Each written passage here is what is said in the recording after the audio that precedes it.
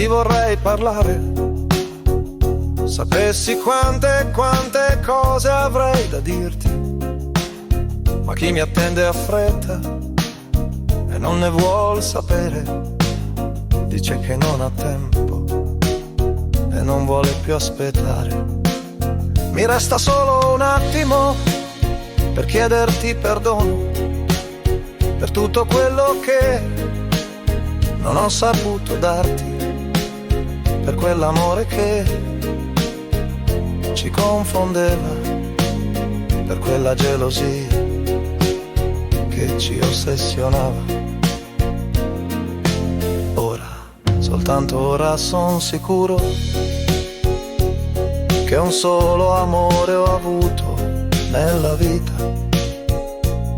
e che nel letto mio sono passati amori che duravano un minuto.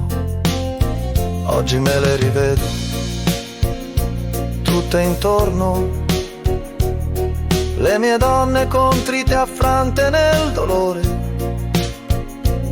fanno corona a tanta ipocrisia che si consuma tra un Gloria Padre e un Ave Maria.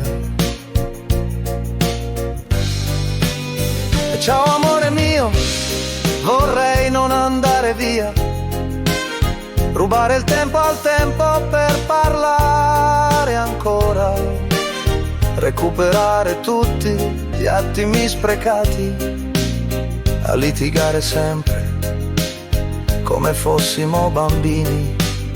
Tra 100 anni ci incontreremo a metà strada, io chiederò un permesso al Padre Eterno per poterti ancora una volta rivedere, mentre sarai in paradiso ed io all'inferno. Come saranno contenti diavoletti di accogliermi tra loro a braccia aperte. Faremo un gran casino giù all'inferno, non si annoieranno, no, di certo. Purtroppo non mi resta molto tempo, non è da galantuomo fare aspettare sorella morte che mi sta chiamando. Mi chiama Gio, proprio come mi chiamavi tu, e non mi pento, no, davvero non mi pento.